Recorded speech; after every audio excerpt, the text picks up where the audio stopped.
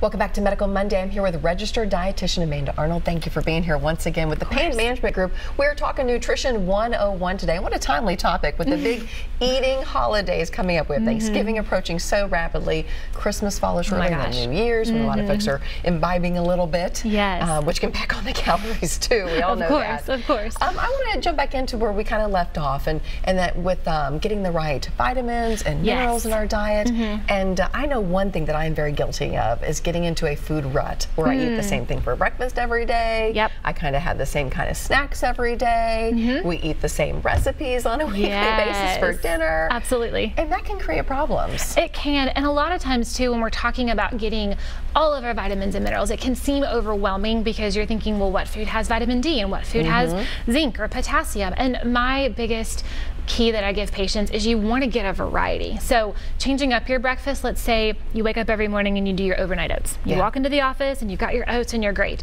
Well, switching that up and doing a couple hard-boiled eggs with a granola bar, that could help to expand the variety. And foods are very good at having different compositions of those vitamins and minerals. And so that's why the American Dietetic Association, the American Heart Association, all of these big governing bodies recommend, and even in the 2015 Dietary Guidelines for Americans, it talks about getting a variety. Color your plate. The more color, and that's another good Thanksgiving tip too, is if you look down at your Thanksgiving plate and it's yellow or brown, go back and get some salad, go back and get some green beans, and just take another look at your plate. Right. And also, if it's a potluck, maybe bring something that you know is healthy, that you like as well. You want to be like, everybody else can have this healthy dish. Exactly. Of course. You don't want to pawn off the healthy stuff if you're not going to partake.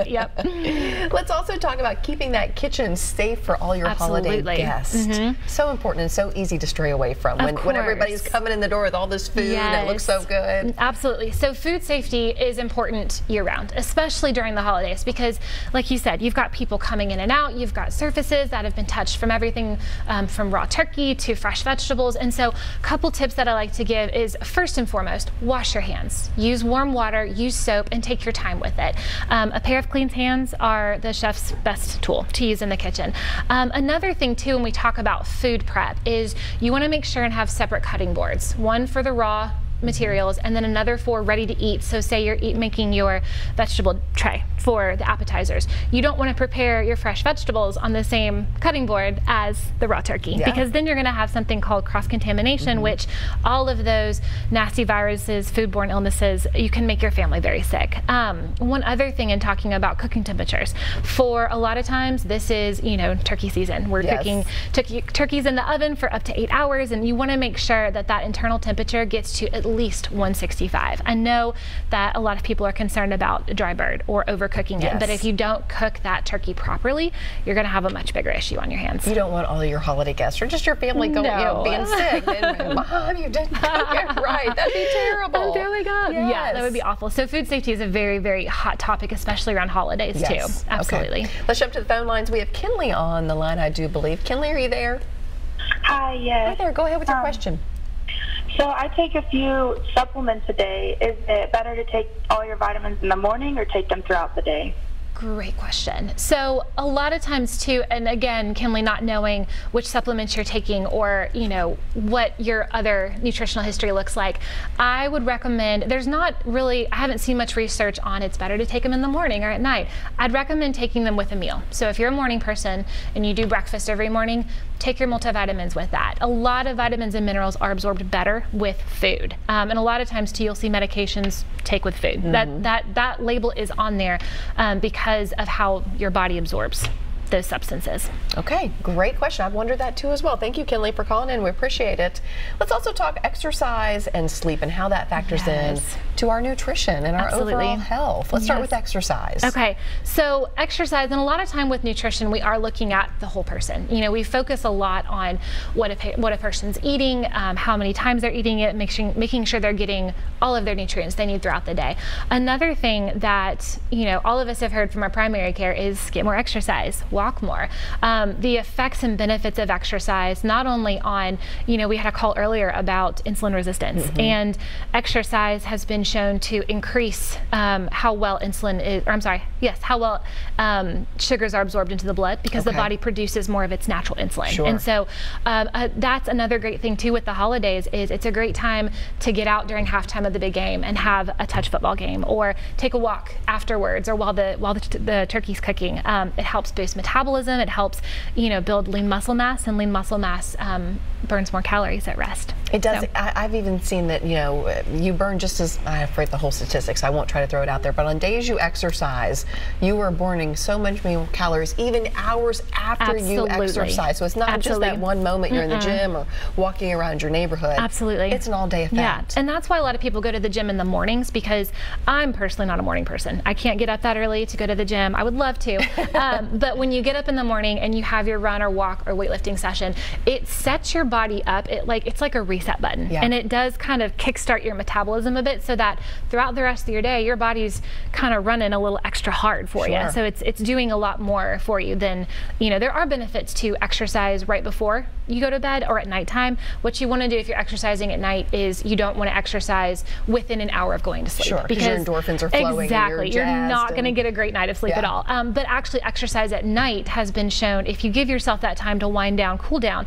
has been helped to show or help you sleep better at nighttime. Sleep better. Absolutely. And a lot of people could use that help. Yes, absolutely. I don't know anybody that says, I sleep great all the time. Absolutely, right. I need no help with my sleep. Right. Yeah, I don't hear that. What should we be getting? I mean, realistically. Yes, you're right. So a lot of the research and a lot of the recommendations are based around 7 to 8 hours for an adult. And for a lot of us who have kids at home, or we're, running around doing dinner or chores, getting to bed at 8 to wake up at, 5 the next morning for work is not realistic. And so, there's grace there when we can't get that 7 to 8 hours of sleep that we need. So a lot of times too, I'll tell my patients, hey, it's okay to take a nap, but you need to cap it at 30 minutes, because that 30-minute time frame has been shown to, you don't get into that REM sleep. You don't start dreaming, you don't go into the deep sleep, but it's just enough time to kind of let your body truly rest and relax, that you can wake up feeling refreshed. So it truly is a power nap. It truly is a power nap. And my mom actually, she took true power naps when she would lay on the floor on her back, and she would kick her feet up onto a chair and sleep like that. And I haven't read, a lot of research on it, but what she told me was that as you sleep, the blood, gravity does the work, and the blood rushes from your feet and gives your heart a rest, so you wake up feeling refreshed. Hey, if it worked for her, I'm willing to try it. 100%. 100%. Mom always knows best. Absolutely. Right? Yes. Are there any foods, going back to the food topic as we approach the holidays, that you say, this is a no-go, don't do it? Yes. Again, going back to, I don't ever like to, unless it is a health risk, so if someone's allergic to nuts, please don't eat nuts. But a lot of times too, holiday breakfasts and brunch, there's bacon, there's sausage, and I want to almost promote a sense of freedom when we talk about eating. So I don't ever want anyone leaving my office to feel guilty or shameful that they had bacon that morning. And so, it's this idea of mindful eating, where you're eating it slowly, you're enjoying it, you're not, shoving it in your face or gobbling it down, but you're taking your time and you're enjoying, allowing, there's so many connections between our taste buds and our brain and our stomach, and that connection it's mind-blowing. But if we eat so fast, we miss the beauty of that connection. So if we slow down, even when we're eating those foods we know we shouldn't, we slow down, our brains can get rewired to be satisfied with a small cookie instead of eating the whole sleeve. And you have time to go, oh wait, I am full. Absolutely. Yeah, it's not 5 minutes after you ate that last piece of whatever. Exactly.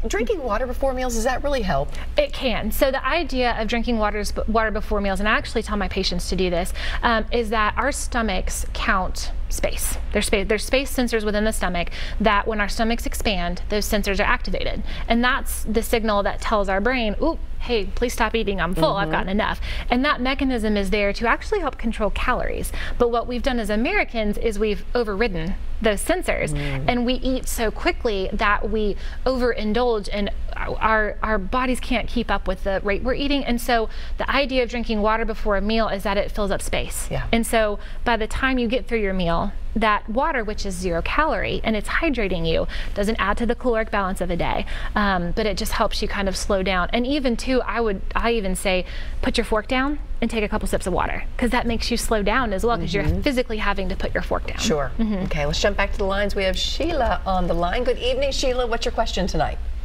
Hi, yes, Amanda, you were talking about sugar a bit ago, and I heard that all sugars, no matter if it's fruit or dessert, have the same effect on the body. Is there really a difference? Great question. I actually get that question a lot with my patients, especially patients who have diabetes, because they've been told, don't eat fruit. Don't eat fruit, it has sugar. Don't eat a banana. Yeah. And so a lot of people will get afraid of eating fruit, where, to answer your question, Sheila, when the body hits sugar, it does process it the same, whether it's a cookie, a piece of fruit. So sugar is sugar to the body. The benefit and the reason why I recommend eating a piece of fruit over a donut is because your apple is going to have fiber. It's going to have vitamins and minerals. It's going to have more what I call nutritional bang for your buck, in that it's going to help you feel full. Whereas if I ate a donut, I'm not going to feel full. I'm getting what are called empty calories, meaning my body's still getting the calories, but it's not getting the benefits of the fiber or the water or anything like that. So when we're talking about how the body processes sugar, you have to kind of consider what else is in the food, because if you eat an apple, say for a patient who has, diabetes, that they have to be aware of the types of sugar they eat, and the sugar that is in a donut is going to make their blood sugars go up a lot quicker, because it's going to hit their bloodstream instantaneously, whereas the sugar from an apple may not hit their bloodstream as hard or as quickly. And a lot of times, when I go down that road of how sugars affect people's bodies, I tell them to go home and if they are diabetic, test it. Eat an apple, test your blood sugar before, and then wait 2 hours after. What did your blood sugar do? And then try eating a donut and see what happens.